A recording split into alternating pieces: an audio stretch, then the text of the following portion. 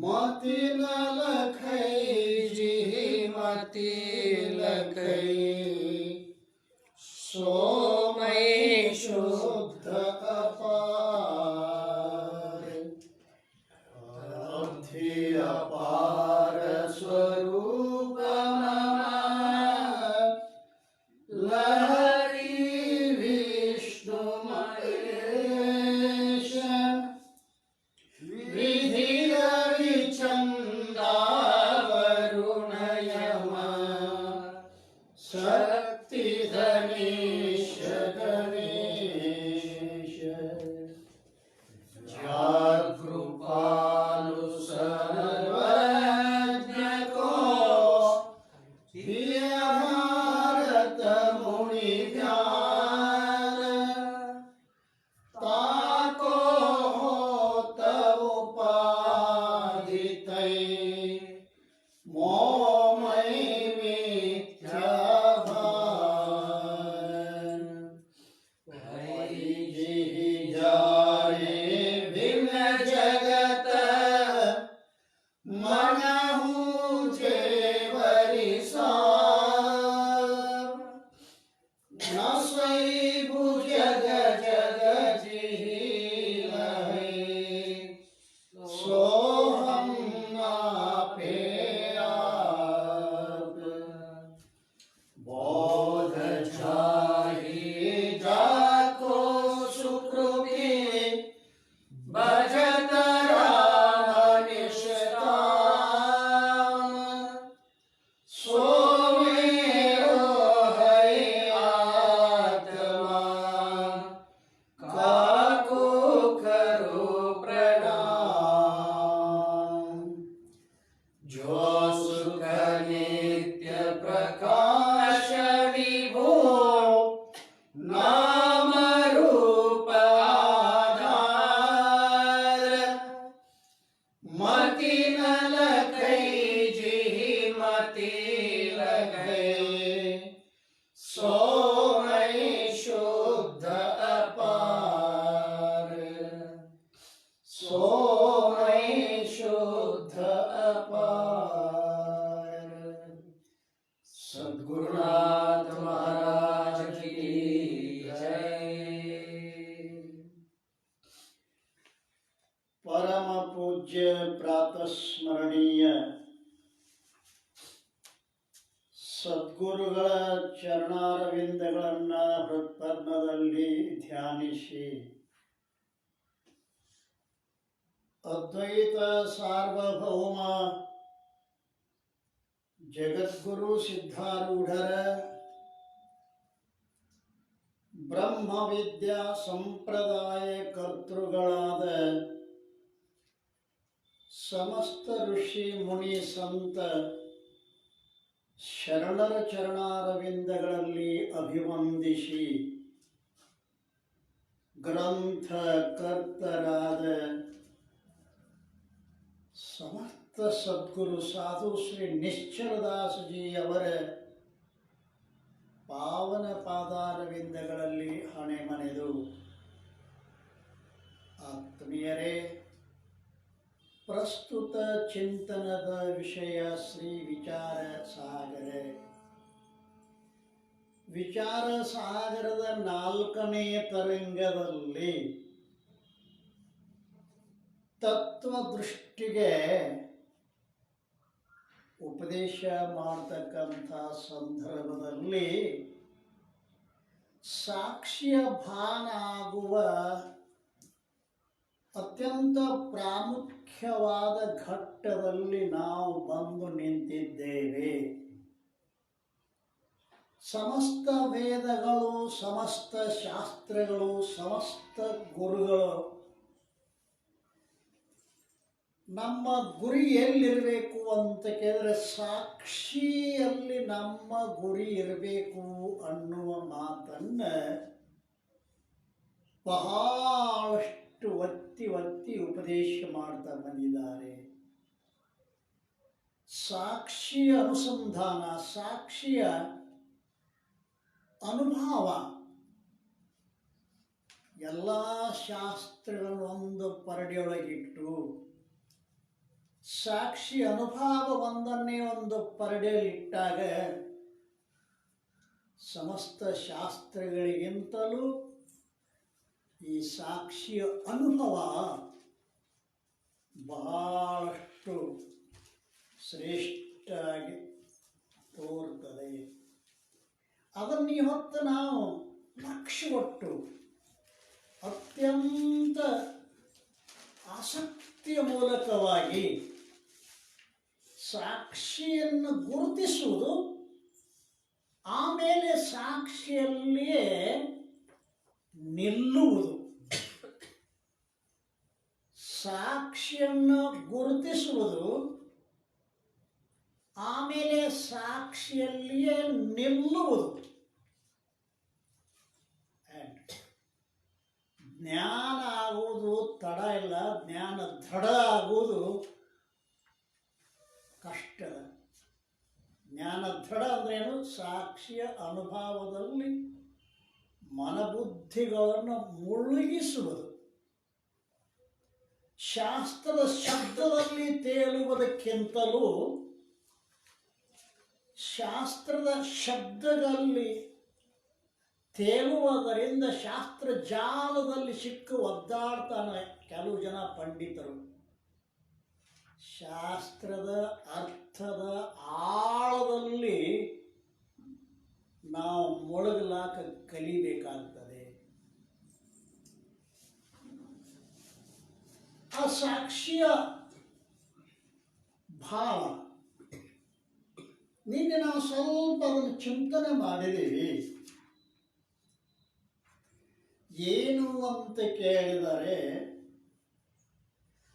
ಸರ್ಪಕ್ಕೆ ಅಧಿಷ್ಠಾನ ಅಂತಃಕರಣ. ಸರ್ಪಕ್ಕೆ ಅಧಿಷ್ಠಾನ ಯಾವುದು? ರಜ್ಜು ಉಪಹಿತ ಚೇತನ. ಜಡವಾದ ರಜ್ಜು ಸರ್ಪಕ್ಕೆ ಅಧಿಷ್ಠಾನ ಅಲ್ಲ. ರಜ್ಜು ಉಪಹಿತ ಚೇತನ ಸರ್ಪಕ್ಕೆ ಅಧಿಷ್ಠಾನ ಆದರೆ ಸರ್ಪದ ಜ್ಞಾನಕ್ಕೆ ಅಧಿಷ್ಠಾನ ಯಾವುದು? ಅಂತಃಕರಣ ಉಪಹಿತ ಚೇತನ ಅಂದ್ರೆ ಸಾಕ್ಷಿ ಚೇತನ. ಇದು ಗೊತ್ತಾಗಬೇಕು. ಸಾಕ್ಷಿ ಅಂದಾಗ ಅಂತಃಕರಣ ಉಪಹಿತ ಚೇತನ, ಅಂತಃಕರಣವನ್ನು ಉಪಾಧಿ ಮಾಡಿಕೊಂಡು ಇರುವ ಚೇತನ ಅಲ್ಲ. ಈ ಅಂತಃಕರಣ ಉಪಹಿತ ಚೇತನ ರೂಪವಾದ ಸಾಕ್ಷಿ ಇದು ಸರ್ಪದ ಜ್ಞಾನಕ್ಕೆ ಅಧಿಷ್ಠಾನ ಅದ ಅಂತ ಹೇಳಿದಾಗ, ಆ ರಜ್ಜುನ ಯಥಾರ್ಥ ಜ್ಞಾನ ಆದ್ರೆ ಸಾಕು, ಸರ್ಪದ ಜ್ಞಾನ ಎಲ್ಲೂ ನಿವೃತ್ತಿ ಆಕ್ಕಾವ ಅಂತ ಹೇಳಿದ್ದಕ್ಕೆ ಶಂಕ ಮಾಡ್ಯಾನ. ನೀವು ಹಿಂದೆ ಹೇಳಿದ್ರಿ ರಜ್ಜುನ ಜ್ಞಾನ ಅಂದ್ರೆ ರಜ್ಜು ಉಪಹಿತ ಚೇತನ ಜ್ಞಾನ ಅಂತ ಹೇಳಿದ್ರೆ ಅಂತ ತಿಳ್ಕೊಂಡಿದ್ದೀನಿ. ರಜ್ಜು ಜ್ಞಾನದಿಂದ ಸರ್ಪದ ನಿವೃತ್ತಿ ಆಗ್ತದೆ. ಆದರೆ ಸರ್ಪದ ಅಧಿಷ್ಠಾನ ಅದ್ಯಾವುದು? ಸಾಕ್ಷಿ ಚೇತನ, ಅಂತಃಕರಣ ಉಪಹಿತ ಚೇತನ. ಆ ಸಾಕ್ಷಿ ಚೇತನವೇ ಸರ್ಪದ ಜ್ಞಾನಕ್ಕೆ ಅಧಿಷ್ಠಾನ ಅಂತ ಹೇಳಿದರೆ, ಅಧಿಷ್ಠಾನದ ಜ್ಞಾನ ಆಗದ ಹೊರತಾಗಿ ಕಲ್ಪಿತದ ನಿವೃತ್ತಿ ಆಗಂಗಿಲ್ಲ. ಇದು ವೇದಾಂತದ ಸಿದ್ಧಾಂತದ. ಈಗ ಸರ್ಪದ ಜ್ಞಾನ ಆಗಿದೆ, ಅದರ ಜೊತೆಗೆ ಈಗ ರಜ್ಜುನ ಜ್ಞಾನ ಆಗಿದೆ. ಆ ರಜ್ಜುನ ಜ್ಞಾನದ ಜೊತೆ ರಜ್ಜು ಉಪಹಿತ ಚೇತನದೇನೋ ಭಾನ ಆಗಿದೆ, ಸಾಕ್ಷಿದ ಭಾನ ಆಗಿಲ್ಲ. ಸಾಕ್ಷಿದ ಭಾನ ಆದಾಗ ಸರ್ಪದ ಜ್ಞಾನ ನಿವೃತ್ತಿ ಆಗ್ತದೆ.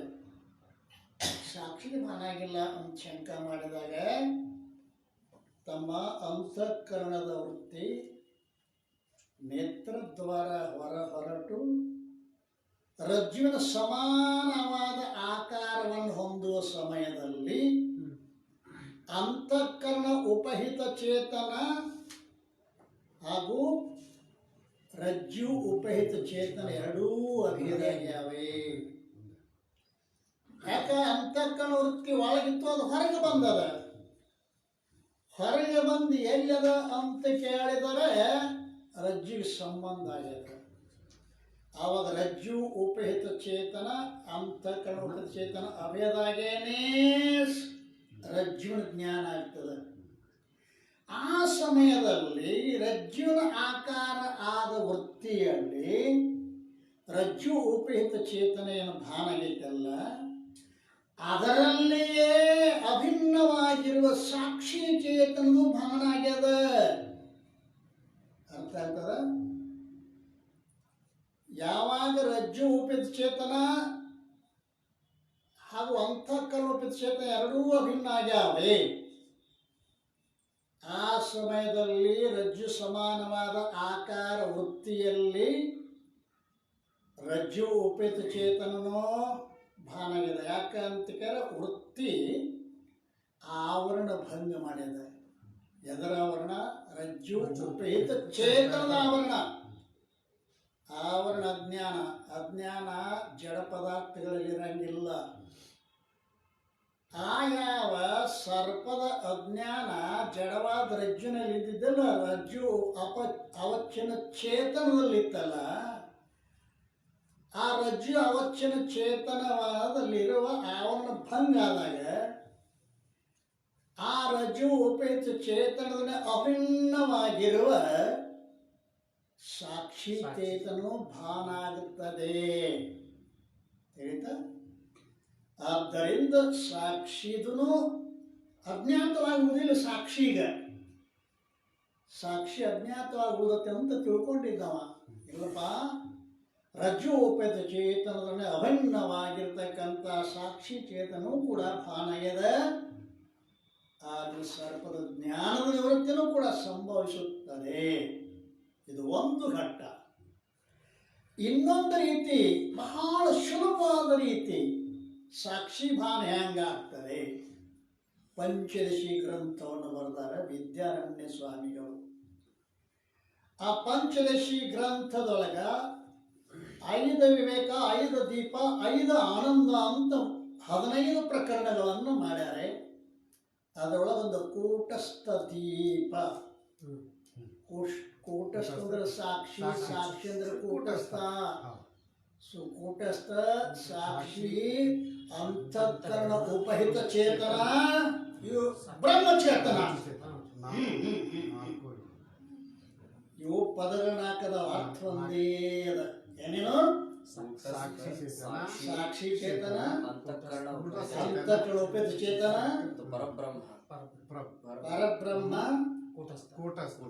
ಕೂಟಸ್ಥ.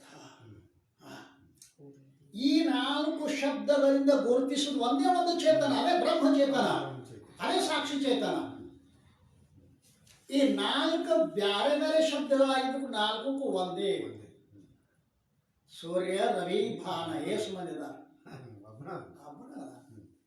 ಹಾಗೆ ಜಗ ಬಂದಲ್ಲಿ ನಾವು ಕೂಟಸ್ಥ ಅಂತ ಹೇಳ್ತೀವಿ, ಕೆಲವು ಕಡೆ ಸಾಕ್ಷಿ ಅಂತ ಹೇಳ್ತೀವಿ, ಏನು ಕೆಲವು ಅಂತಃಕರಣ ಉಪಹಿತ ಚೇತನ ಅಂತ ಹೇಳ್ತೀವಿ. ಎಲ್ಲಕ್ಕೂ ಅರ್ಥ ಒಂದೇ ಇದೆ. ಈಗ ತ್ರಿಪುಟಿಗಳ ಜ್ಞಾನದ ಸಮಯದಲ್ಲಿ ಸಾಕ್ಷಿದೂ ಭಾನ ಆಗ್ತದ ಅಂತಾರೆ. ತ್ರಿಪುಟಿ ಅಲ್ರಿ? ತ್ರಿಪುಟಿ ಅಂತ ಅಂದ್ರೆ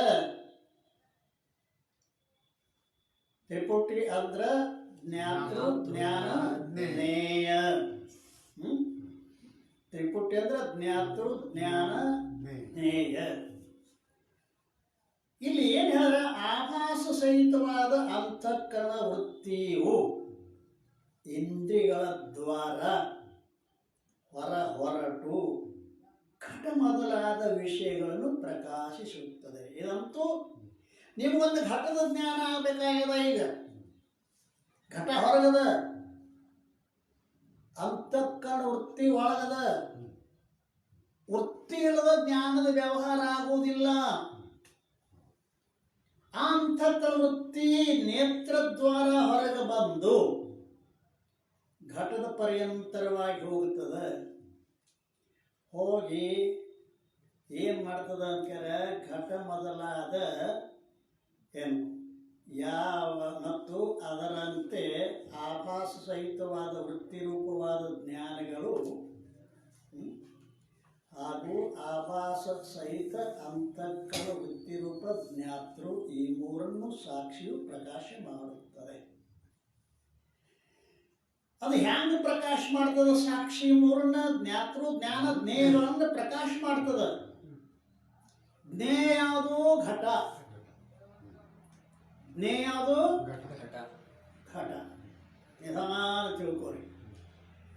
ಘಟಾಕಾರ ವೃತ್ತಿ ಏನಂತ ಅದನ್ನೇ ಜ್ಞಾನ. ಘಟದ ಆಕಾರ ವೃತ್ತಿ ಐತಲ್ಲ ಅದು ಜ್ಞೇಯ, ಇದು ಜ್ಞಾನ. ಯಾವನಿಗೆ ಆ ಜ್ಞಾನ ಆಗಿದೆಯೋ ಅವನಿಗೆ ಜ್ಞಾತೃ ಅಂತ ಕರೀತಾರೆ. ಅದು ಅಂತಃಕರಣ ವಿಶಿಷ್ಟ ಚೇತನ ಅಥವಾ ಚಿದಾಭಾಸ. ಘಟಾದಿ ಜಡ ಪದಾರ್ಥಗಳು ಚಿದಾಭಾಸನಿಗೆ ಆಗ್ತಾವಾದ್ದರಿಂದ ಇದು ಘಟವಿರುತ್ತದೆ. ಈ ರೀತಿಯಾಗಿರುವ ಆಭಾಸಹಿತವಾದ ವೃತ್ತಿಯಿಂದ ಘಟ ಮಾತ್ರ ಪ್ರಕಾಶವಾಗುತ್ತದೆ. ಯಾರಿಗೆ ಇದು ಘಟವಿರುತ್ತದೆ ಅನ್ನೋದು? ಚಿದಾಭಾಸನಿಗೆ. ಶಬಾಷ್. ಚಿದಾಭಾಸನಿಗೆ ಇದು ಘಟವಿರುತ್ತದೆ ಅಂತ ಇಷ್ಟ ಜ್ಞಾನ ಆಕೈತಿ ಅಲ್ರಿ. ಘಟವನ್ನು ಮಾತ್ರ ಪ್ರಕಾಶ ಮಾಡ್ಯಾನ. ಜ್ಞಾನವನ್ನ ಜ್ಞಾತೃನ ಪ್ರಕಾಶ ಮಾಡೋ ಸಾಮರ್ಥ್ಯ ಅವನಲ್ಲಿಲ್ಲ. ಮೂರದವ ಘಟ, ಘಟ ಜ್ಞಾನ ಅಲ್ಲ, ಜ್ಞಾತೃ ಜ್ಞೇಯ ಜ್ಞಾನ ಜ್ಞಾತೃ. ಈಗ ಇವು ಜ್ಞಾತೃ ಅಂತಕ್ಕಂಥ ಚಿದಾಭಾಸ ಘಟ ಅನ್ನುವಂಥ ಜ್ಞೇಯವನ್ನು ಮಾತ್ರ ಪ್ರಕಾಶ ಮಾಡ್ಯಾನೆ. ಹೌದಲ್ಲ? ಇದು ಘಟವಿರುತ್ತದೆ. ಈಗ ಮೂರು ಅದಾವ. ಒಂದು ಮೂರು ಕೂಡ ಒಂದು ಶಬ್ದದ. ನಾನು ಘಟವನ್ನು ತಿಳಿಯುತ್ತೇನೆ ಅಲ್ರಿ. ನಾನು ಅನ್ನೋ ಶಬ್ದಕ್ಕ ಜ್ಞಾತೃ ಚಿದಾಭಾಸ. ನಾನು ಅನ್ನೋ ಶಬ್ದಕ್ಕೆ ಚಿದಾಭಾಸ ಜ್ಞಾತೃ. ಘಟವು ಘಟವನ್ನು ಅನ್ನುವಾಗ ಜ್ಞೇಯ. ಘಟವನ್ನು ಅನ್ನುವಾಗ ಜ್ಞೇಯ. ತಿಳಿಯುತ್ತೇನೆ ಅನ್ನುವಾಗ ಜ್ಞಾನ. ಈ ಮೂರು ಈ ತ್ರಿಪುಟಿಗೆ ಸಾಕ್ಷಿಯಿಂದ ಪ್ರಕಾಶವಾಗುತ್ತದೆ. ಈ ಮೂರನ್ನು ಪ್ರಕಾಶ ಮಾಡಿದ್ಯಾವುದು?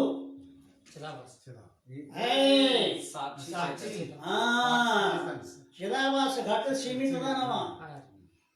ಅವನಿಗೆ ತನ್ನ ತಾನು ಬೆಳಗುವುದು ಗೊತ್ತಿಲ್ಲ. ಇಲ್ಲಿ ಜ್ಞಾನವನ್ನು ಬೆಳಗುವುದು ಗೊತ್ತಿಲ್ಲ. ಆದರೆ ನಾನು ಘಟವನ್ನು ತಿಳಿಯುತ್ತೇನೆ. ಈ ಮೂರನ್ನು ಪ್ರಕಾಶ ಮಾಡಬೇಕಾಗಿತ್ತು. ಮೂರಕ್ಕಿಂತಲೂ ಬೇರೆ ಒಂದು ವಸ್ತು ಇರ್ಬೇಕಲ್ಲ. ಘಟವನ್ನು ಪ್ರಕಾಶ ಮಾಡಿ ಜ್ಞೇಯ ರೂಪ ಘಟವನ್ನು ಪ್ರಕಾಶ ಮಾಡೈತಿ. ಘಟದ ಜ್ಞಾನವನ್ನು ಪ್ರಕಾಶ ಮಾಡಿದ. ಜ್ಞಾನ ಯಾರಿಗಾಗ್ಯದಯೋ ಅವನನ್ನು ಪ್ರಕಾಶ ಮಾಡಿದ. ನಾನು ಅನ್ನೋ ಶಬ್ದಕ್ಕೆ ಅರ್ಥ ಜ್ಞಾತೃ. ಘಟವನ್ನು ಅನ್ನೋ ಶಬ್ದಕ್ಕೆ ಅರ್ಥ ಜ್ಞೇಯ. ತಿಳಿಯುತ್ತೇನೆ ಅನ್ನೋ ಶಬ್ದಕ್ಕ ಜ್ಞಾನ. ಈ ಮೂರನ್ನು ಪ್ರಕಾಶ ಮಾಡಬೇಕಾಗಿತ್ತು. ಅದಕ್ಕಿಂತ ಬೇರೆ ಆಗಿರ್ತಕ್ಕಂಥದ್ದು ಒಂದು ವಸ್ತು ಇರ್ಬೇಕಲ್ಲ. ಅದಕ್ಕೆ ಏನಂತಾರ?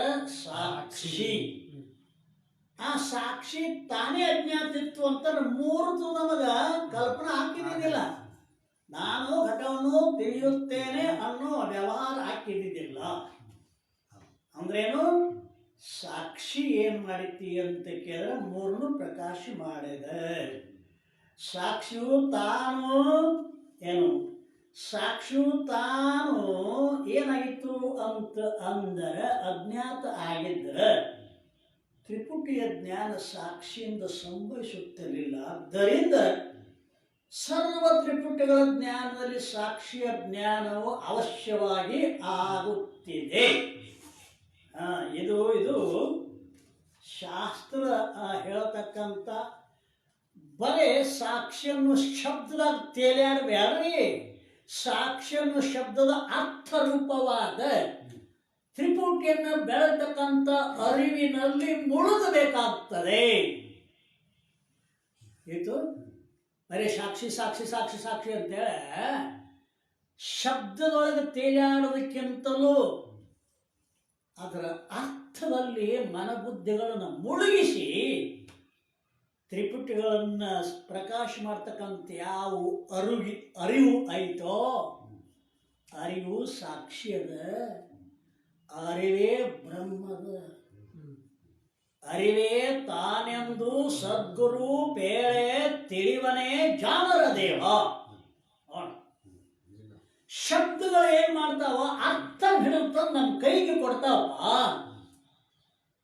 ಶಬ್ದಗಳು ಏನ್ ಮಾಡ್ತಾವ, ಅರ್ಥವನ್ನು ತಂದ ಘಟ ಅಂತ ನಾ ಇಟ್ಟ ಹೇಳಿ, ನಿಮ್ಮ ನಿಮ್ಮ ನಿಮ್ಮ ಅಂತಃಕರಣ ವೃತ್ತಿ ಘಟಾಕಾರ ಆಗೈತ ಇಲ್ಲ?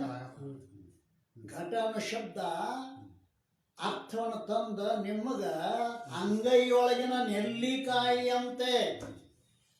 ಶಾಸ್ತ್ರದ ಶಬ್ದಗಳಂದ್ರೆ ಏನು ತಿಳ್ಕೊಂಡಿರಿ? ನಮ್ಮ ಚನ್ನಬಸವಣ್ಣನವರು ಶಬ್ದಕ್ಕೆ ಏನು ಅರ್ಥ ಮಾಡ್ಯಾರ ಅಲ್ಲ, ಅದಕ್ಕೆ ಅವರು ಬರೀತಾ ಇದ್ದಾರಲ್ಲ, ಪಾತಾಳದ ಅಗ್ಗಣಿವನೇನಿಲ್ಲದೆ ಸೋಪಾನ ಬಲದಿಂದಲ್ಲದೆ ತೆಗೆಯಬಹುದೇ. ಪಾತಾಳದ ಅಗ್ಗಣಿ ಅಂದರೆ ನೀರು, ಬಾಯಿ ಆಳದೊಳಗೆ ನೀರದ, ನೀರಿನ ಮ್ಯಾಲೆ ಎತ್ತಲಾಕ ಒಂದು ಹಾಕರ ಬೇಕು, ಸೋಪಾನರ ಬೇಕು. ಬಾಯಿ ಆಳದೊಳಗೆ ನೀರದ, ಆ ನೀರನ್ನು ಎತ್ತಬೇಕಾದ್ರೆ ಹಗ್ಗನಿಗೆ ನೇನಿಲ್ಲದೆ ಸೋಪಾನ ಬಲದಿಂದ, ಹಗ್ಗಿಲ್ಲ ಆದ್ರೆ ಸೋಪಾನದ, ಆ ಸೋಪಾನ ಬಲದಿಂದ ತೆಗೆಯಬಹುದೇ. ಶಬ್ದ ಸೋಪಾನವನ್ನು ಕಟ್ಟಿದರು ನಮ್ಮ ಪುರಾತನರು. ಆ ಪಾತಾಳದ ಒಳಗಿರುವ ಅಗ್ಗನಿಯನ್ನು ತರಲಾಕ ಶಬ್ದ ಸೋಪಾನವ ಕಟ್ಟಿದರು ನಮ್ಮ ಪುರಾತನರು. ದೇವಲೋಕಕ್ಕೆ ಬಟ್ಟೆ ಕಾಣಿರೋ, ಇದು ದೇವಲೋಕಕ್ಕೆ ದೇವಲೋಕ ಸ್ವರ್ಗಲೋಕ ಹಿಂಗೆ ತಿಳ್ಕೊಂಡಿರಿಪ್ಪ. ದೇವಲೋಕ ನಮ್ಮ ಒಳಗ ಅದ, ದೇವ್ರ ನಮ್ಮ ಒಳಗ ಅದಾನೆ. ಆ ದೇವಲೋಕಕ್ಕೆ ಬಟ್ಟೆ ಅಂದ್ರೆ ದಾರಿ, ದಾರಿ ಮಾಡಿಕೊಟ್ಟು ಹೋಗ್ಯಾರ. ಮರ್ತ್ಯಲೋಕದವರ ಮನದ ಮೈಲಿಗೆಯ ಕಳೆಯಲೆಂದು ಗೀತೆಂಬ ಜ್ಯೋತಿಯ ಬೆಳಗಿಟ್ಟರು ನಮ್ಮ ಕೂಡಲ ಚನ್ನ ಸಂಗನ ಶರಣರು.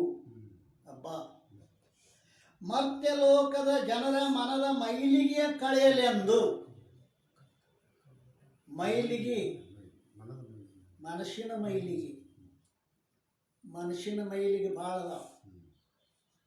ಯಾವ್ದೊಂದು ಸತ್ತು ಸುದ್ದಿ ಬತ್ತಪ್ಪ, ಈ ಮಾವ ಸತ್ತಾನೆ, ಮೈಲಿಗೆ ಬತ್ತ ಅಲ್ಲ. ಇನ್ನೇನೋ ಮಾಡಂಗಿಲ್ಲ, ಯಾರು ಮುಟ್ಟಂಗಿಲ್ಲ, ಏನು ಮಾಡಂಗಿಲ್ಲ, ಜಳಕ ಮಾಡಬೇಕು, ಸುಡುಗಾಡ ಮಾಡಬೇಕು, ಅವೆಲ್ಲ ಅದಾವ ಗದ್ದಲ.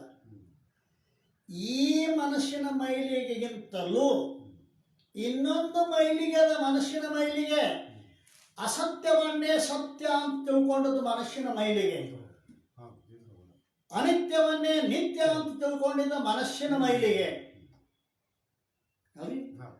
ಈ ಪ್ರಪಂಚವೇ ಸತ್ಯ ಅಂತ ತಿಳ್ಕೊಂಡದ್ದು ಮನುಷ್ಯನ ಮೈಲಿಗೆ. ಜ್ಞಾನ ಜ್ಞೇಯಗಳೆಂಬ ಜಗತ್ತು ಈ ಸತ್ಯ ಅಂತ ತಿಳ್ಕೊಂಡದ್ದು ಮನುಷ್ಯನ ಮೈಲಿಗೆ.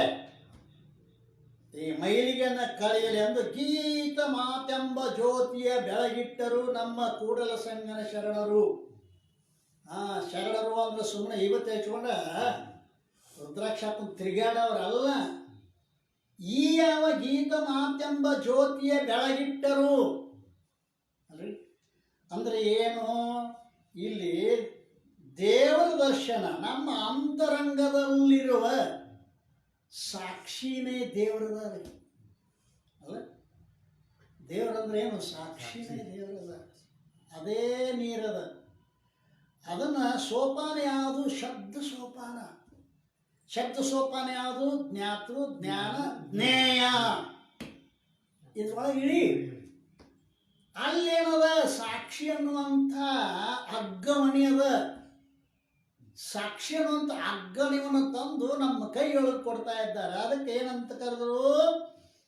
ಗೀತ ಮಾತೆಂಬ ಜ್ಯೋತಿ. ಇದು ಮಾತು ಬರೀ ಮಾತಲ್ಲ, ಮಹಾತ್ಮರು ಮಾತಾಡಿದ್ದು. ಏನು ಈ ತ್ರಿಪುಟಿಗಳೇನದಾವಲ್ಲ ಅವುಗಳಿಗೆ ಒಳಗಾಗದೆ ಅದರ ಆಕರ್ಷಣೆಗೆ ಒಳಗಾಗದೆ ನೀನು ನೀನಾಗಿ ಇರುವಂತ ಹೇಳುತ್ತದ ಇಲ್ಲಿ. ಅರ್ಥ ಆಗ್ತದ? ತ್ರಿಪುಟಿ ಯಾವಾಗ ಅರಿಸ್ಕೊತಾವ ಮಿಥ್ಯ ಅದ. ಯದೃಷ್ಟಂ ತನ್ನಷ್ಟಂ. ತ್ರಿಪುಟಿಗಳು ನಿನ್ನಿಂದ ಅರಿಸ್ಕೊತಾವಿಲ್ಲ. ಅರಿಸಿಕೊಳ್ಳು ಯಾವಾಗಲೂ ಮಿಥ್ಯ ಇರ್ತಾವಿಲ್ಲ. ಅರಿತಕ್ಕಂಥ ಸತ್ಯ ಅದಲ್ಲ. ಅರಿಯುವುದು ಯಾವುದು? ಸಾಕ್ಷಿ. ಅದು ಸತ್ಯ. ಇವುದೆಲ್ಲ ಏನದಾವ? ತ್ರಿಪುಟಿ ಅಂದ್ರೆ ಜಗತ್ತು. ತ್ರಿಪುಟಿ ಅಂದ್ರೆ ಏನು? ತ್ರಿಪುಟಿ ಒಳಗಾಯ್ತು ಜಗತ್ತು. ಅದು ಹೊರಗಿಲ್ಲ. ಇಲ್ಲ ಜಗತ್ತಿನ ಆಕರ್ಷಣೆಗೆ ಒಳಗಾಗದೆ ನಿಂತಿ ಅಂದ್ರೆ ನಿನಗ ಸಾಕ್ಷಿ ಅನುಭವ ಆಗೈತಿ ಅಂತ ನಿಶ್ಚಯ. ಸಾಕ್ಷಿಯ ಅನುಭವ ಅಂತಂದ್ರೆ ಏನೋ ಮಿಂಚುತತಿ, ಏನೋ ಶಬ್ದಗಳು ಕೇಳಿಸ್ತಾವಂತ ಹಿಂಗ ಅರ್ಥ ಅಲ್ಲ. ದಶನಾದಗಳು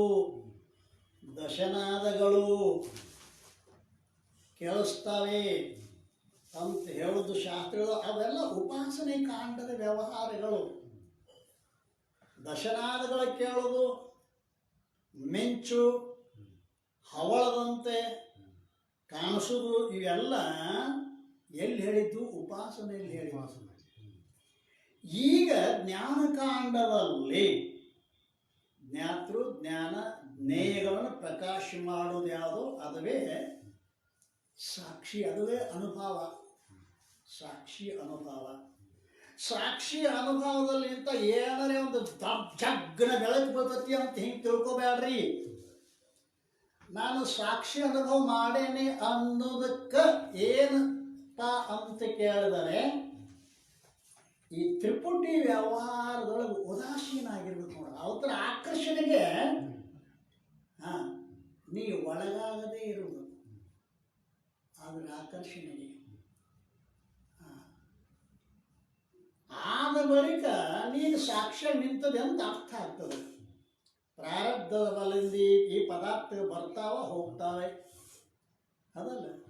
ಅದು ಬೇಕು ಅಂತನೂ ಅನಬೇಡ, ಬ್ಯಾಡ ಅಂತನೂ ಅನಬೇಡ. ಅದನ್ನು ತಿರಸ್ಕಾರನೂ ಮಾಡಬೇಡ, ಅದರೊಳಗೆ ಮೋಹವನ್ನು ಮಾಡಬೇಡ. ಅಷ್ಟು ಮಜಾ ಅದ.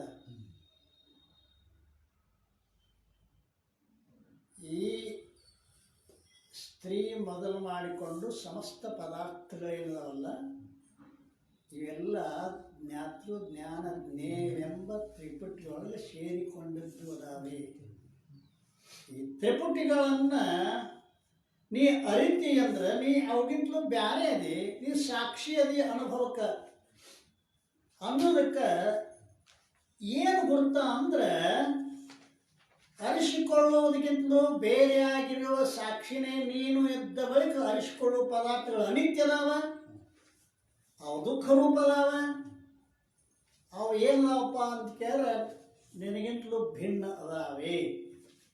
ಇದರ ಮೇಲಿನ ಆಶೆಯನ್ನು ಕಳ್ಕೊಂಡ್ರೆ ಮುಗಿದು ಹೋಗ್ತು. ಹೆಣ್ಣು ಮಾಯ ಎಂಬರು ಹೆಣ್ಣು ಮಾಯ ಅಲ್ಲ, ಹೊಣ್ಣು ಮಾಯ ಎಂಬರು ಹೊಣ್ಣು ಮಾಯ ಅಲ್ಲ, ಮುಣ್ಣು ಮಾಯ ಎಂಬರು ಮಣ್ಣು ಮಾಯ ಅಲ್ಲ. ಮನದ ಮುಂದನ ಆಶೆ ಮಾಯ ನೋಡ ಮಹೇಶ್ವರ. ಮನದ ಮುಂದನ ಆಶೆ. ಈ ತ್ರಿಪುಟಿಗಳ ಮ್ಯಾಲಿನ ಆಶೆ ತೆಗೆದಿದ್ದಿ ಅಂದ್ರೆ ನೀ ಸಾಕ್ಷಿಯೊಳಗೆ ನಿಂತದೆ ಅನ್ನೋದಕ್ಕೆ ಗುರುತು. ಇಷ್ಟೇ ತಿಳ್ಕೊ, ಮತ್ತೇನು ಬೇಡ. ಇನ್ನೊಬ್ರು ಕೇಳಿದ್ರು ಸಾಕ್ಷಿ ಅನುಭವ ಆದಾಗ ಏನ್ರಿ ಆಕತ್ತೇನ್ರಿ ಅಂತ ಕೇಳಿದ್ರು. ಏನಾಗಂಗಿಲ್ಲ, ಅರಿಸ್ಕೊಳ್ಳೋ ವಸ್ತು ಮ್ಯಾಗ ಉದಾಸೀನ ಆಕತಿ ಅಂತ ಹೇಳಿಬಿಟ್ಟೆ ಅವ್ರಿಗೆ. ನೀನು ಕೇಳಿದ್ರಿಲ್ಲ?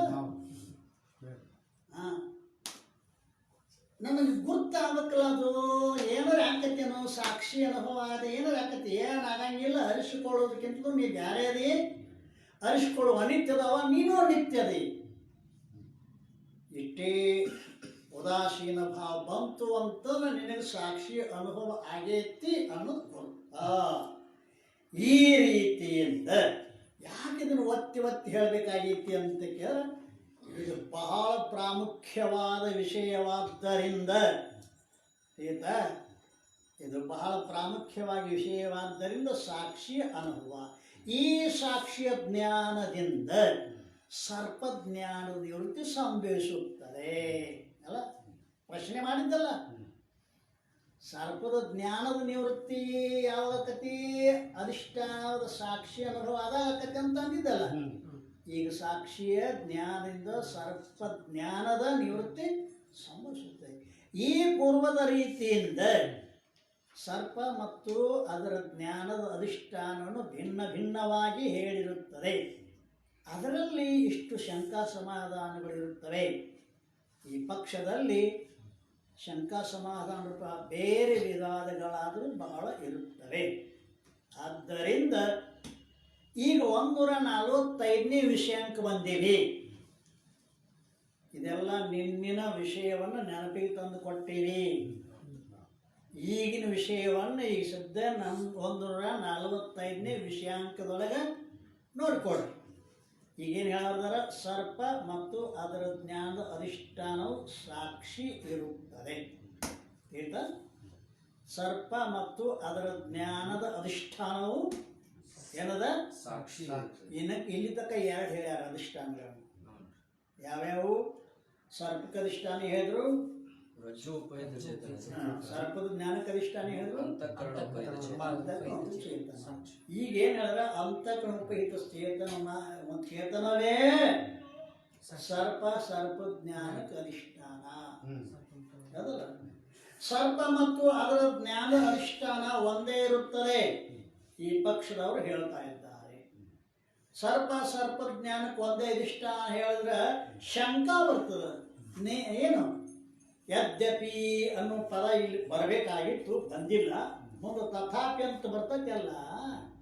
ತಥಾಪಿ ಅಂತ ಮುಂದೆ ಬಂದಾಗ ಯದ್ಯಪಿ ಅನ್ನೋದು ಎಂದು ಐತೆ ಅಂತ ತಿಳ್ಕೊಬೇಕಾಗ್ತದೆ. ನೋಡ್ರಿ, ಇದೇನತ್ತ?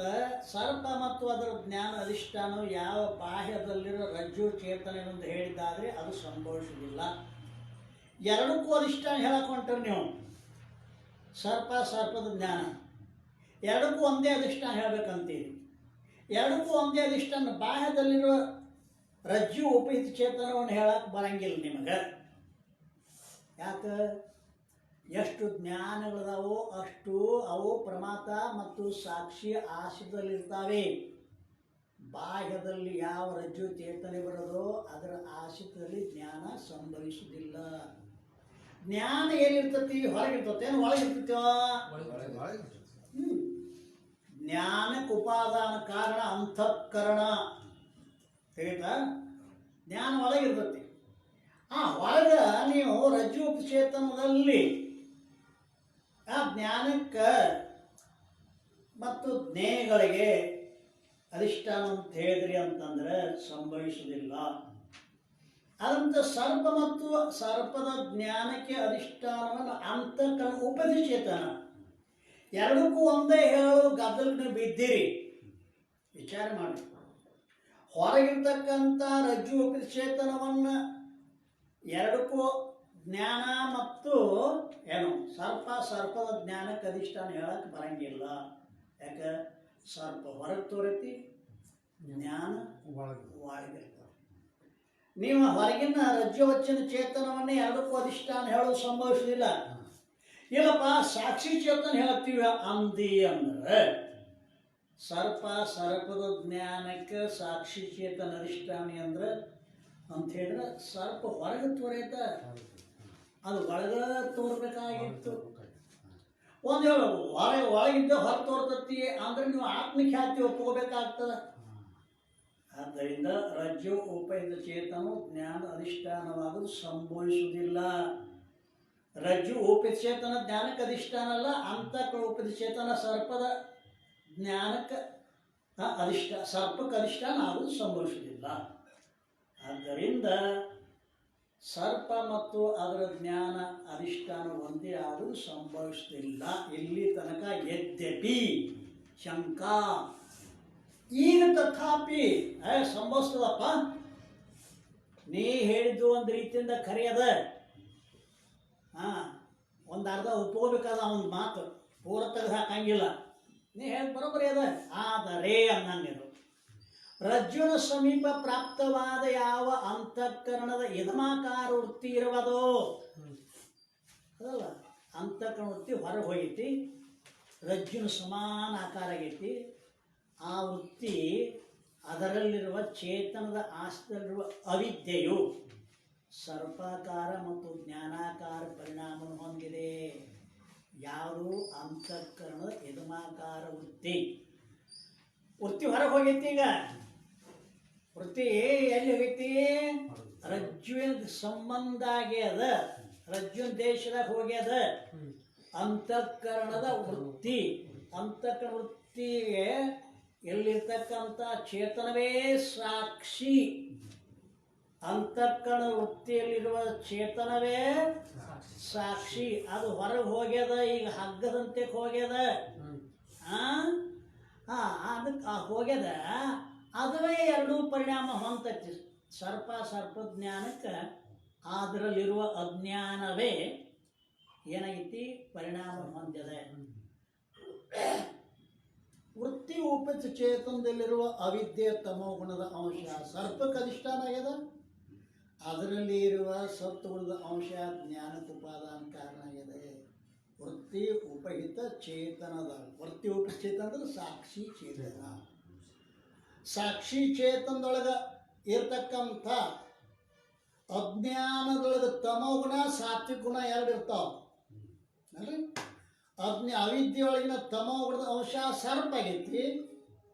ಅದರಲ್ಲಿರುವ ಸತ್ವಗುಣದ ಅಂಶ ಸರ್ಪದ ಜ್ಞಾನಾಕಾರ ಪರಿಣಾಮವನ್ನು ಹೊಂದಿದೆ. ಸರ್ಪ ಮತ್ತು ಜ್ಞಾನಕ್ಕೆ ವೃತ್ತಿ ಹುಟ್ಟಿದ ಚೇತನವು ಅಧಿಷ್ಠಾನವಿರುತ್ತದೆ. ಒಂದೇ ಅಧಿಷ್ಠಾನ ಅಂತ ನೋಡಿ.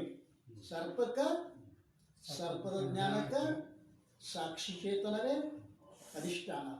ವೃತ್ತಿಯು ರಜ್ಜು ದೇಶದಲ್ಲಿ ಹೊರಗೆ ಅದ. ಆದ್ರೆ ವೃತ್ತಿ ಹುಟ್ಟಿದ ಚೇತನವಾದರೂ ಹೊರಗೇ ಇರುತ್ತದೆ.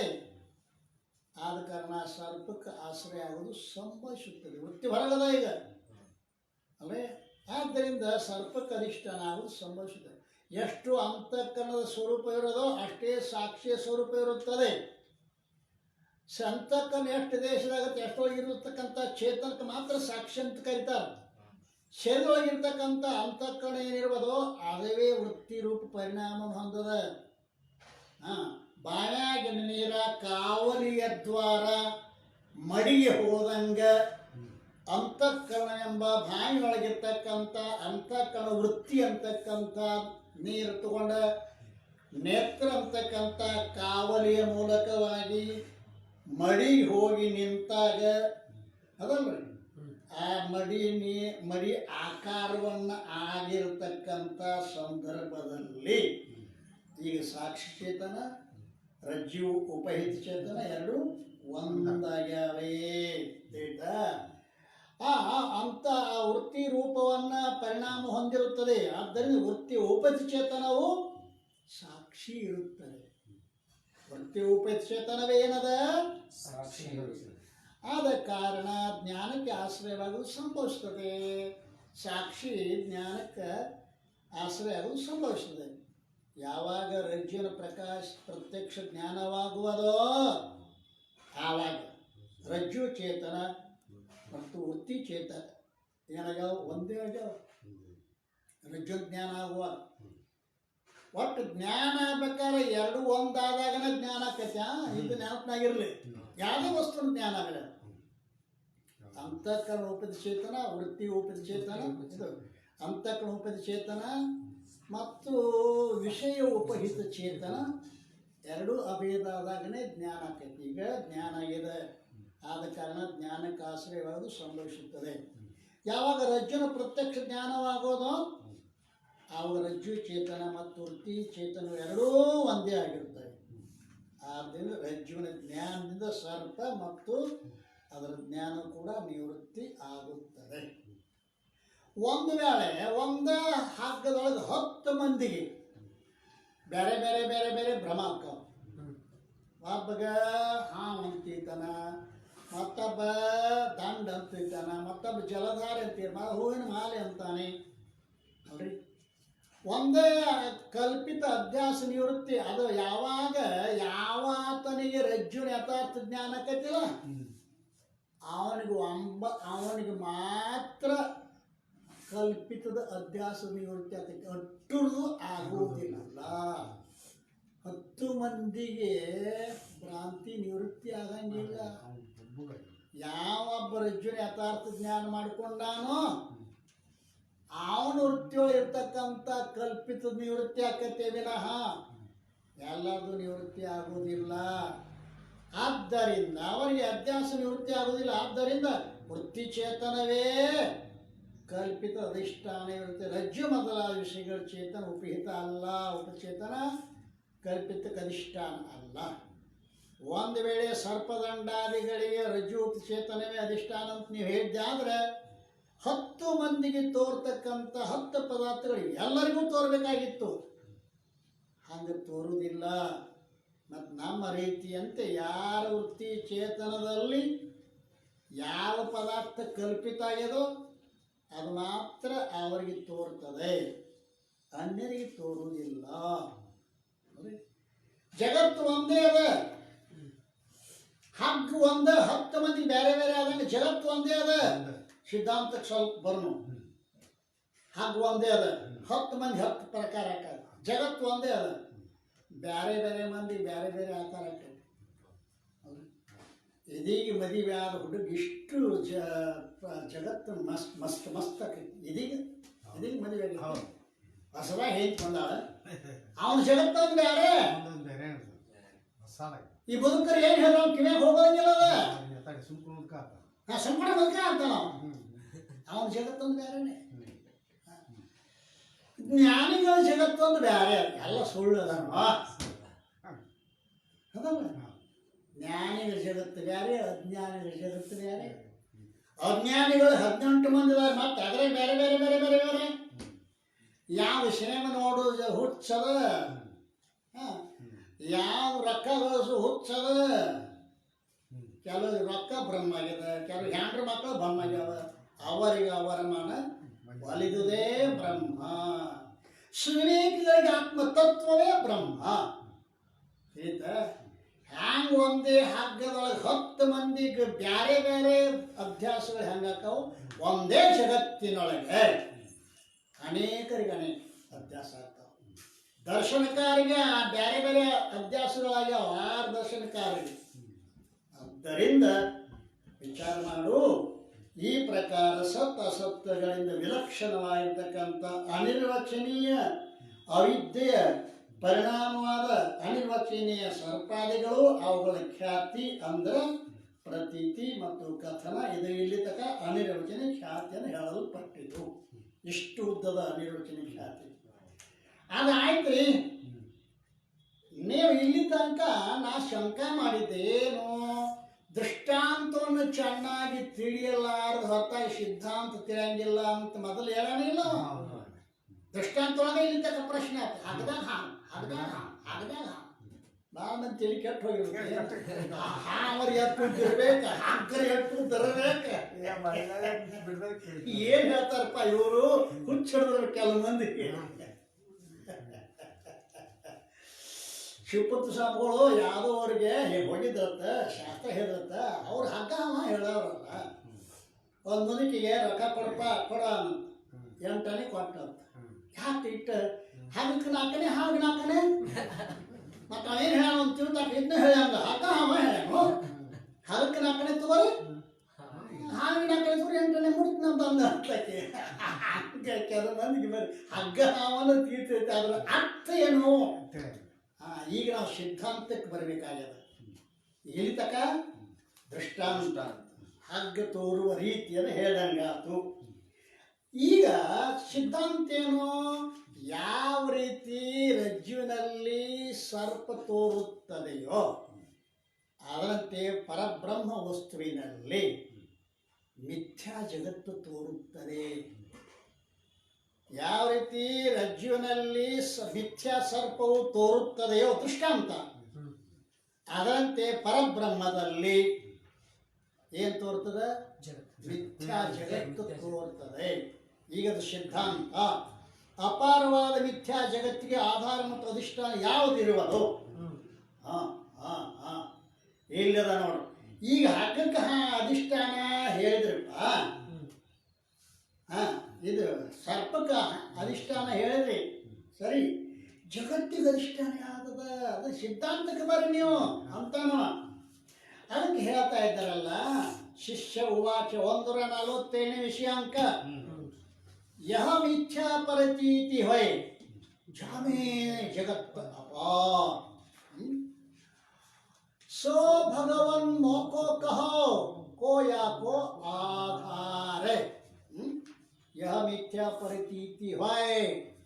ಈ ಸೀಮಾರಹಿತವಾದ ಅಪಾರವಾದ ಮಿಥ್ಯಾವಾದ ಅನಿರ್ವಚನೀಯವಾದ ಜಗತ್ತು ಅಂದರೆ ಅದರ ಜ್ಞಾನವು ಯಾವುದರಲ್ಲಿ ಆಗುತ್ತದೆ?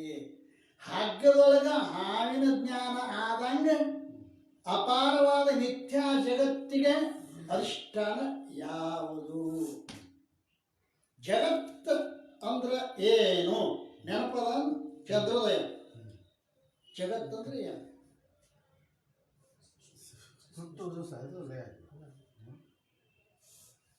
ವ್ಯಷ್ಟಿ, ಸಮಷ್ಟಿ, ಸ್ಥೂಲ, ಸೂಕ್ಷ್ಮ ದೇಹಗಳು ಮತ್ತು ಅವುಗಳ ಅವಸ್ಥೆ, ನಾಮರೂಪಾದಿಗಳೇ ಪ್ರಪಂಚ ಜಗತ್ತ. ಚಂದ್ರದ ಹೇಳ್ಕೊಂಬಂದ ಅವನು ಮರೆಯಂಗಿಲ್ಲ. ಅವನು ಆಯ್ತಾ? ಜಗತ್ತಂದ್ರೆ ಮತ್ತೇನು ಅಲ್ಲ, ವ್ಯಷ್ಟಿ ಸಮಷ್ಟಿ ಸ್ಥೂಲ ಸೂಕ್ಷ್ಮ ದೇಹಗಳು, ಅವುಗಳ ಅವಸ್ಥೆ ನಾಮ ರೂಪ. ಇದೇನದ ಅಂತ ಕೇಳಿದ್ರೆ ಇದಕ್ಕೆ ಜಗತ್ತು ಅಂತ ಕರೆ. ಇದು ಅಪಾರ ಅಂತ ದೊಡ್ಡದಾಗೈತೆ ಅವನಿಗಿದು. ಯಾರಿಗೆ? ಶಿಷ್ಯ. ಜಗತ್ತನ್ನು ಭಾಳ ದೊಡ್ಡದಾಗಿದೆ. ಆದ್ದರಿಂದ ಅಪಾರವಾಗಿರ್ತಕ್ಕಂಥ ಮಿಥ್ಯಾ ಜಗತ್ತಿಗೆ ಅಧಿಷ್ಠಾನ ಯಾರಿದ್ದಾರೆ ಹೇಳ್ರಿ ಅಂತಾನೆ. ಗತ ಪ್ರಶ್ನೆಗೆ ಉತ್ತರ, ಮಿಥ್ಯಾ ಜಗತ್ತಿನ ಆಧಾರ ಮತ್ತು ಅಧಿಷ್ಠಾನ ನೀನು ಇರುವೆ. ತಮ್ಮ ಮಿಥ್ಯಾ ಜಗತ್ತಿಗೆ ಆಧಾರನು ನೀನೇ ಇದ್ದಿ, ಅಧಿಷ್ಠಾನನು ನೀನು. ನೀನು ನೀನು ಅನ್ನೋ ಶಬ್ದಕ್ಕೆ ಅರ್ಥ ಏನು? ಎರಡದಾವ, ವಾಚ್ಯಾರ್ಥ ಲಕ್ಷ್ಯಾರ್ಥ. ನೀನು ತಂ ಪದದ ವಾಚ್ಯ ಅರ್ಥ, ತಂ ಪದದ ಲಕ್ಷ್ಯ ಅರ್ಥ. ತಮ್ ಅಂದ್ರೆ ನೀನು, ತತ್ ತಮ್, ತಮ್ ಅಂದ್ರೆ ನೀನು. ನೀನು ತಂ ಪದದ ಲಕ್ಷ್ಯಾರ್ಥ ಸಾಕ್ಷಿ. ವೃತ್ತಿ ಉಪಹಿತ ಚೇತನ, ನೀನೇ ಆಧಾರ ಅಲ್ರಿ. ನೀನು ಈ ಹಸಿ ಹೆಣ ಆಧಾರ ಅಂತ ತಿಳ್ಕೊಂಡಿದ್ದೀರಿ ಎಲ್ಲರೇ. ಇದು ಹುಗಿತಾರ, ನಾಳೆ ಸುಡ್ತಾರ, ಹುಗಿತಾರ. ಇದಕ್ಕೆ ಆಧಾರ ಆಕತಿ ಅಲ್ರಿ. ಇದು ಕಲ್ಪಿತದ, ಇದು ಆಧಾರ ಆಗಂಗಿಲ್ಲ. ಇದ್ರೊಳಗಿರ್ತಕ್ಕಂಥ ಸಾಕ್ಷಿ ಚೇತನ ಏನದ ಅಲ್ಲ ತಮ್ಮ, ಇದೇ ಅಧಿಷ್ಠಾನದ. ನೀನು ಅನ್ನೋ ಪದಕ್ಕೆ ಅರ್ಥ ಇಷ್ಟದ ಅಲ್ಲ. ತವ ನಿಜ ರೂಪ ಅಜ್ಞಾನತೆ ವೈ ಮಿಥ್ಯಾ ಜಗಭಾನ್ ಅಧಿಷ್ಠಾನ ಆಧಾರತ್ತು ರಜ್ಜು ಭುಜಂಗ ಸಮಾನ. ನಿನ್ನ ನಿಜ ಸ್ವರೂಪದ ಅಜ್ಞಾನದಿಂದ ಅವಿಚಾರದಿಂದ ಅನಿರ್ವಚನೀಯವಾದ ಜಗತ್ತು ತೋರುತ್ತದೆ ಅಲ್ಲ. ಜಗತ್ತು ಯಾಕೆ ತೋರ್ತದ? ನಿನ್ನ ಸ್ವರೂಪದ ಅಜ್ಞಾನದಿಂದ. ಹಾವು ಯಾಕೆ ತೋರ್ತದ? ಹಾವು ಯಾಕೆ ತೋರ್ತದ? ಯಾಕೆ ತೋರ್ತದ? ಉತ್ತರ ಬರಬಾರ್ದು. ಹಗ್ಗದ ಅಜ್ಞಾನದಿಂದ. ಬರೀ ಅಜ್ಞಾನ ನಂಗಿಲ್ಲ. ಯಾವ ಅಜ್ಞಾನಪ್ಪ? ಆ ಸರ್ಪ ಯಾವುದರಿಂದ ತೋರ್ತತಿ? ಹಗ್ಗದ ಅಜ್ಞಾನ. ಜಗತ್ತು ಯಾವುದರ ಅಜ್ಞಾನ? ನಿನ್ನ ಅಜ್ಞಾನದಿಂದ, ನಿನ್ನ ಸ್ವರೂಪದ ಅಜ್ಞಾನದಿಂದ. ಏನಾಕೈತೆ ಅದು? ತೋರ್ತದ ನಿನ್ನ ಸ್ವರೂಪದ ಅಜ್ಞಾನದಿಂದ. ಹೇ ಶಿಷ್ಯನೇ, ನಿನ್ನ ಯಾವ ನಿಜ ರೂಪ ಅಂದ್ರೆ ಬ್ರಹ್ಮರೂಪದ ಯಾವ ಅಜ್ಞಾನವಿರುವುದೋ ಅದರಿಂದಲೇ ಮಿಥ್ಯವಾದ, ಮಿಥ್ಯೆಯ ಆಗಿತ್ತಲ್ಲ, ಯಕಾರ ತೆಗಿರೋದು, ಮಿಥ್ಯವಾದ ಜಗತ್ತು ತೋರುತ್ತದೆ. ಅದರಿಂದ ಈ ಮಿಥ್ಯವಾದ ಜಗತ್ತು ತೋರ್ತದ? ನಿನ್ನ ನಿಜ ಸ್ವರೂಪ. ನಿನ್ನ ನಿಜ ಸ್ವರೂಪ ನಿನಗೆ ತಿಳಿದಿಲ್ಲ. ನಮಗ ಅನಿಸತಿ ನಾವೆಲ್ಲ ತಿಳ್ಕೊಂಡಿದ್ದೀವಿ ಅಂತ ಅನಿಸದ ಅಲ್ರಿ. ವಿಚಿತ್ರ ಇದು ಅವಿದ್ಯೆ ಅನ್ನೋದು ಭಾಳ ವಿಚಿತ್ರ ಅದ. ನಾನು ನಿನ್ನೆ ಮೊನ್ನೆ ಏನೋ ಒಂದು ದೃಷ್ಟಾಂತ ಹೇಳಿದ್ದೀನಿ. ಕತ್ತಲು ಕೋಣ್ಯಾಗ ಕೂತಾರೆ, ಅಜ್ಞಾನ ಹೆಂಗೈತಿ ಅನ್ನೋದನ್ನ ಹೇಳ್ತಾನೆ ನಾನು. ಕತ್ತಲು ಕೋಣ್ಯಾಗ ಕುಂತಾರೆ, ಕತ್ತಲು ಕೋಣ್ಯಾಗ ಕುಂತ ಕರ್ಸಕ್ಕೆ ತಿನ್ನಕೈತ, ರುಚಿ ಹತ್ತದಿಲ್ಲ, ರುಚಿ ಹತ್ತದ. ಕತ್ಲತಿ ನನಗೇನು ರುಚಿ ಹತ್ತಲತಿ ಏನು ಅನಿಸಿಲ್ಲ. ಕತ್ತಲು ಕೋಣ್ಯಾಗ ಕುಂತು ಮಾತಾಡಿದಾರೆ, ಶಬ್ದ ಕೇಳಿಸುತ್ತಿಲ್ಲ. ಕತ್ಲತಿ ಸುಮ್ಮನೆ ಮಾತಾಡಬೇಡ, ಕೇಳಿಸೋಲತ್ತೀಯ ಅಂದ್ರೆ ರಸನೇಂದ್ರಿಗೆ ಕತ್ತಲಿ ಪ್ರತಿಬಂಧಕ ಆಗಿಲ್ಲ, ಶ್ರೋತ್ರ ಇಂದ್ರಿಯಕ್ಕೆ ಕತ್ತಲಿ ಪ್ರತಿಬಂಧಕ ಆಗಿಲ್ಲ. ಕತ್ತಲಿ ಕುಂತಾಗ ಸುಗಂಧ ದುರ್ಗಂಧ ತಿಳಿತಾವ ನಿಮಗೆ, ಸುಗಂಧ ದುರ್ಗಂಧ ತಿಳಿತಾವ ನಿಮ್ಗೆ ಕತ್ತಲಿ ಕುಂತಾಗ. ಅಂದ್ರೆ ಘ್ರಾಣ ಇಂದ್ರಿಯಕ್ಕನು ಕೂಡ ಏನು ಪ್ರತಿಬಂಧಕ ಮಾಡಿಲ್ಲ. ಯಾವ್ದು ಕತ್ತಲೆ, ಕೋಣೆಯೊಳಗೆ ಕತ್ತಲೆ, ಕತ್ತಲೆ ಕುಂತ ಮೃದು ಕಠಿಣ ಬಿರ್ಸ ಶೀತ ಉಷ್ಣ ತಿಳಿತಾವಿಲ್ಲ. ಪ್ರತಿಬಂಧಕ ತ್ವಗೇಂದ್ರಕ್ಕೆ ಏನು ಪ್ರತಿಬಂಧಕ ಮಾಡಿಲ್ಲ. ಅಂದ್ರೆ ಯಾವ ಇಂದ್ರಿಯಕ್ಕೆ ಪ್ರತಿಬಂಧಕ ಮಾಡೈತಿ? ಕೇವಲ ನೇತ್ರ ಇಂದ್ರಿಯಕ್ಕೆ ಪ್ರತಿಬಂಧಕ ಮಾಡಿ. ಕೋಣೆಯೊಳಗಿನ ಕತ್ತಲೆ 4 ಇಂದ್ರಿಯ ಪ್ರತಿಬಂಧಕ ಮಾಡಿ, ನೇತ್ರಕ್ಕೆ ಮಾತ್ರ ಪ್ರತಿಬಂಧಕ ಮಾಡಿ, ಉದಕ್ಕೆ ಯಾವುದಕ್ಕೆ ಪ್ರತಿಬಂಧಕ ಹ್ಯಾಂಗೆ ಮಾಡಿಲ್ಲೋ.